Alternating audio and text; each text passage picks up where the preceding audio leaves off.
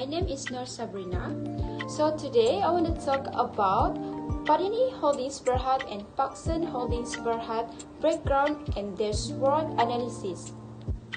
Padini Holdings Berhad and Parkson Holdings Berhad is a listed company on the Bursa Malaysia Securities Berhad main market and work numerous departmental stores under their brand name.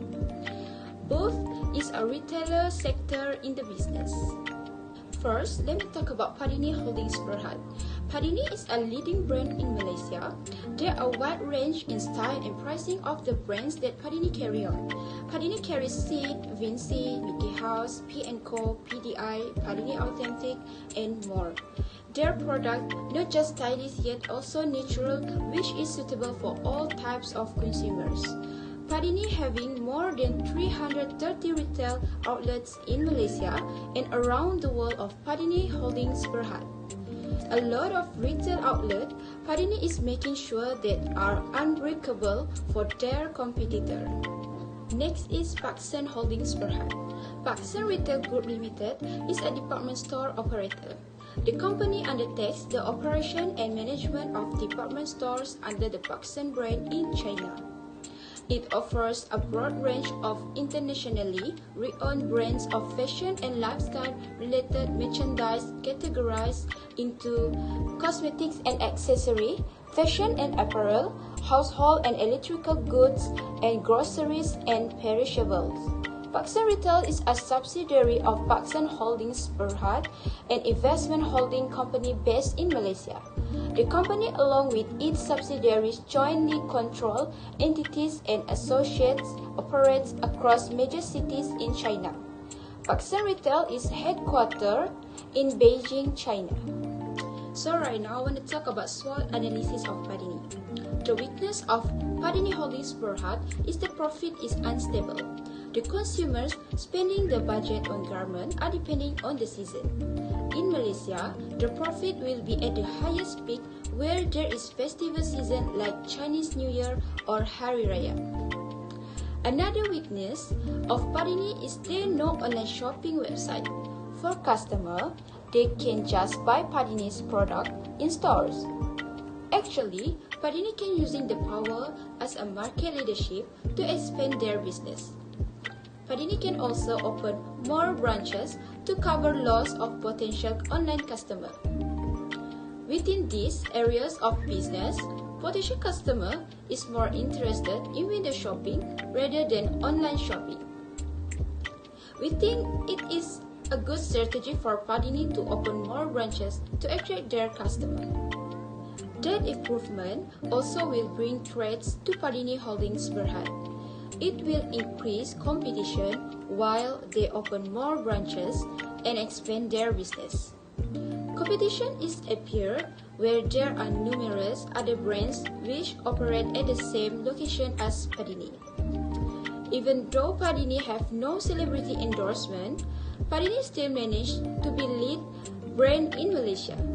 So it means the power of Padini is the brand itself is powerful enough to cover the threats in the business. To strengthen their brand, Padini should consider offering a celebrity endorsement. Next is Parkson Holdings Berhad. The strength of Parkson Holdings Berhad is their barriers to entry. Economies scale are the increases in proficiency and lower creation costs that frequently come about because of an organization becoming bigger. Since the company are established, they are frequently better situated to undermine on costs. Other than that, Parkson Holdings Berhad also has a great access to suppliers and strong existing distribution channels. Therefore, for weaknesses, Parkson Holdings Berhad has low investment on the research and development. Sometimes, it is hard to enter a specific field of business because the suitable technology should be fruitful is secured by a patent. In this way, the company could not utilize it or are left to attempt and build up another innovation that may require heaps of cash to create. My name is Helen Che, and today I'm going to present financial statement analysis. First is the liquidity ratio. There are two ratios in this ratio, which are current ratio and quick ratio. The current ratio of Padini has a higher ratio than Parkson over the last 2 years. Parkson has a lower ratio, less than 1 in both years, which is 0.6 in 2021 and 0.88 in 2020. It shows that the first is still unable to pay its obligation or debts when they become due, or that for every 1 ringgit of current liability, the first does not have more than 1 ringgit of current asset to repay the obligation. Padini ratio in 2 years is better because it is more than 1. Padini quick ratio is higher in both years than Parkson. Padini has a higher ratio of 3.92 in 2021 and 2.58 in 2020. This quick ratio for Padini is greater than 2, indicating that a company can be more liquid and generate cash quickly in an emergency. Next is the asset management ratio. There are 4 ratios in this ratio, which are the asset outstanding, inventory turnover, fixed asset turnover, and total asset turnover. Padini has a better asset outstanding ratio than Parkson because it has a lower ratio. Padini has a lower ratio under 45 days in both years, which is 16.89 days in 2021 and 13.24 days in 2020. Parkson has 46.54 days, more than 45 days in 2020 and 37.50 days less in 2021. A high sale outstanding numbers indicate that a company is experiencing payment delays, which can result in a cash flow problems, whereas a low sale outstanding number indicates that the company is receiving payment quickly. The second ratio is inventory turnover, which Parkson outperformed Padini. Parkson has a higher ratio in both years, increasing from 8.94 in 2020 to 12.56 in 2021. A higher ratio indicates strong sale, while a lower ratio indicates weak sale. Thirdly, Parkson has a better fixed asset turnover ratio in both years, increasing from 2.03 in 2020 to 2.83 in 2021. A high ratio indicates that the company is doing a good job of generating sales while using a small amount of the asset. Lastly, Padini asset turnover ratio has decreased from 0.97 in 2020 to 0.81 in 2021, which is a higher ratio than Parsons. Parsons' lower ratio indicates that the company is not utilizing its asset efficiently and may be experiencing internal issues. A higher ratio is preferred because it indicates that the company generates sales or revenue efficiently from its asset base. This is the debt management ratio. The debt management ratio indicates how much of the company's operations are financed with debt rather than equity. The ratio can be used to make assumptions about the company's solvency. Because both company debt ratio remain less than 1, Padini has a better ratio than Parkson because it is lower. The greater the ratio, the higher the risk associated with the burn operation. Increased from 45% in 2020 to 37% in 2021. The less reliant the company is on debt for asset formation, the less risky the company. Next is the time interest earned. It's the second ratio and to ratio of a company's ability to make debt payment on time. Parkson has increased from 0.8 in 2020 to 4.24 in 2021. Padini has a slight difference in both years, but has a lower ratio in 2021, which is 4.53. Next is the profitability ratio. There are 4 ratios in this ratio, which are profit margin, return on asset, return on equity, and basic earning power. Parkson has a higher profit margin than Padini. This is because Parkson has a higher different ratio than Padini in 2020, which is 18%, but in 2021 there is a slight difference in both companies, which Padini having a higher ratio. Second, Parkson has a higher return on asset in 2020 than Padini, which is 6%. This is due to Parson's reduction of the ratio from 6% to 2%. Padini has not changed much, but his share has dropped from 5% to 4%. This is because a higher ratio indicates that the company can generate relatively higher earnings in comparison to its asset base and earn more money with less investment. Parkson has a better return on equity ratio, which is higher than Padini. Parkson has 23% in 2020, while Padini has 10% only. Parkson has a lower ratio than Padini in 2021, but it is only marginally different. The higher the return on equity, the more equity management is at generating income and growth from equity financing. Lastly, is the basic earning power is the lower ratio in this ratio. Parkson has a better ratio, which is lower in both years, while Padini has a higher ratio in both years. Basic earning power is used to determine how effectively a company uses its asset to generate income. The higher the basic earning power ratio, the better a company's ability to generate income from its assets. Lastly is the market value ratio. First, price earning ratio it is as important in stock trading as it is in equity financing market. It is easily defined as an indicator of how much investors pay for a share compared to the earning a company generates per share. For both years, Padini has a higher price earning share than Parkson. Padini earned 22% in 2021, while Parkson got 10%. Padini has a higher price earning share of 34% in the coming years, while Parkson has 11%. A higher price earning ratio indicates that investors are willing to pay a higher share price due to future growth expectation. Lastly is the market book ratio compare a company book value to its market value. The book value is the value of asset minus the value of the liability.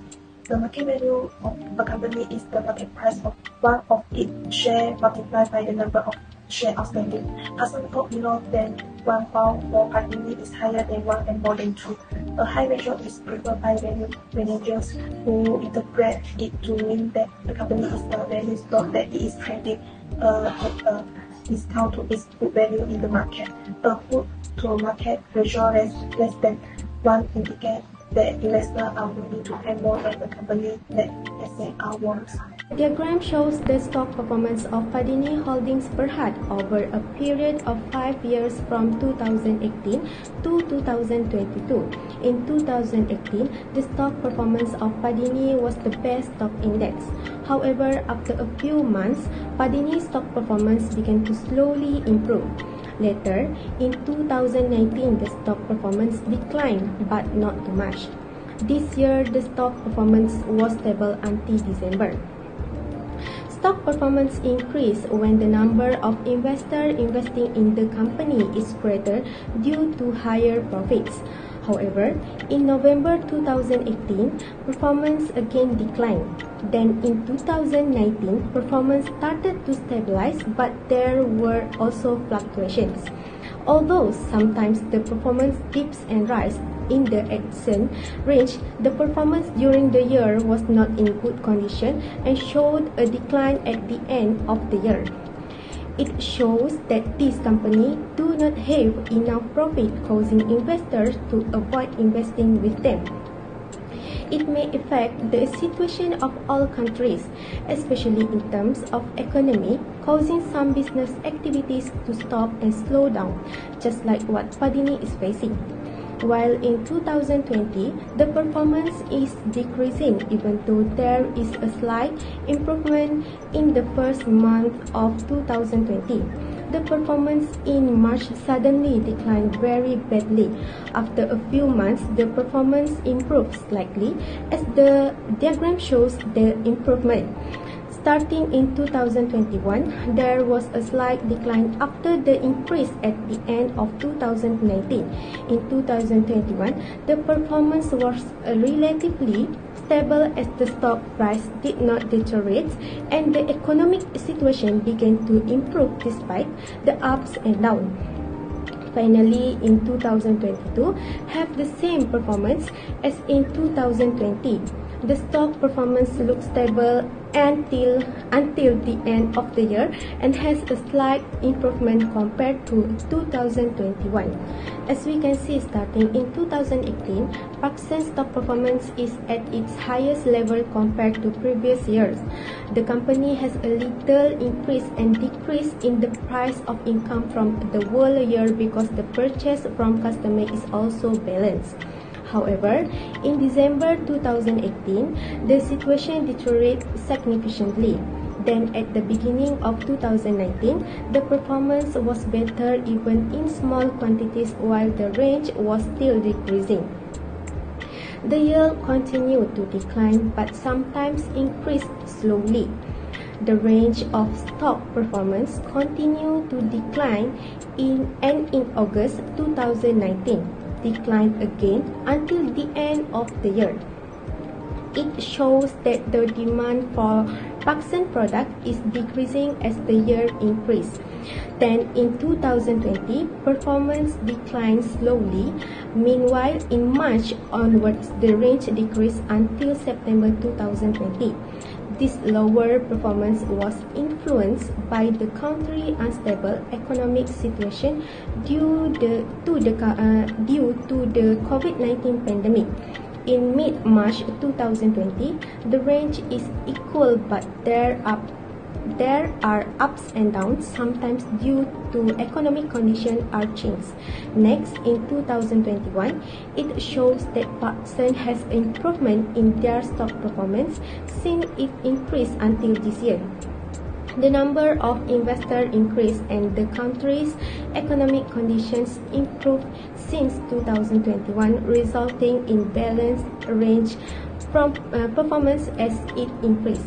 Finally, in 2022, stock performance will slowly decline until the end of the year.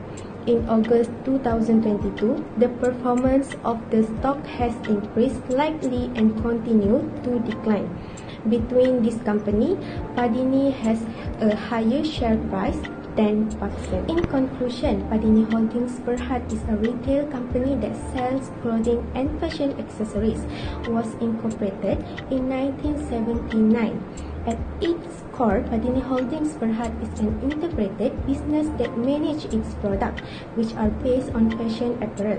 Each brand owned by Padini Holdings Berhad also symbolizes a certain fashion philosophy. In achieving objectives, Padini is very disciplined, diligent, and imaginative. It also strives to offer high-quality goods at affordable rates for everyone. In an effort to win and retain customers, Padini has a growing presence in neighboring countries and thinks there is a ton of room for expansion. Padini Holdings Berhad is also the only consumer goods retailer in Malaysia listed in Forbes Asia 200 based under a billion companies and has been categorized as a Grade A brand by Retail Outlook 2007 with a high market share and fast growth rates. However, we found that Parkson Holdings Berhad did not perform well from 2018 to 2020 after examining its financial performance. The company's financial performance has declined, moving from a small net profit to a net loss. So the company's shareholders have been recommended to stop investing in Parkson Holdings Berhad after examining both the company's financial and non-financial data to avoid additional losses. This is due to poor use of shareholders' money and ineffective handling of liabilities. The company's past financial performance, corporate history, future prospects, as well as an assessment of the company's non-financial facts are all highly recommended to shareholders. In addition, shareholders should always review their investment and keep an eye on the company's financial success. So it is advisable for shareholders to review the company's corporate governance policy, as this policy governs how the corporation interacts and updates its shareholders.